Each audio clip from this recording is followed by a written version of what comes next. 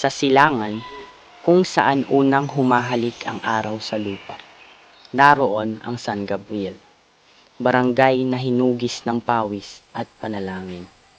Dito, ang hirap ay hindi tinatago. Ito ay niyayakap, pinipiga at ginagawang lakas. Ang mga puno ng nyog ang una kong mga guro. Itinuro nila na ang pangarap ay hindi hinihintay. Ito ay inaakyat. Hakbang sa sugat, kapalit ay pag-asa. Walang tali, walang sapatos, tanging tapang at dasal. Kapag bumabagsak ang nyog, tila tibok ng puso ng tahanan. Mabigat, ngunit buhay. Bago makuha ang laman, kailangan mabasag ang bao.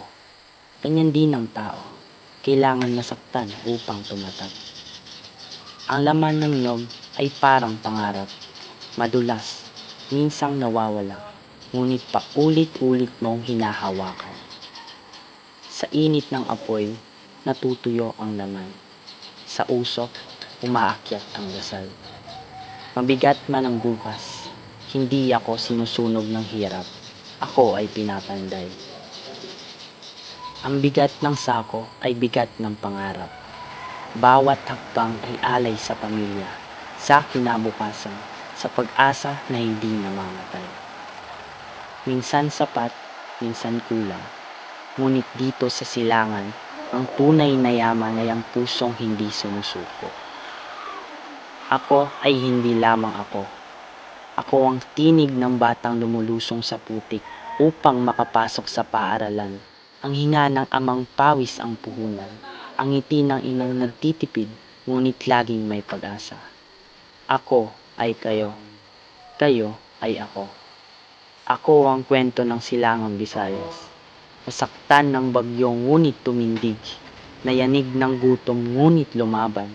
Dahil dito sa silangan, ang puso ay hindi lamang tumitibok. Ito ay lumalaban.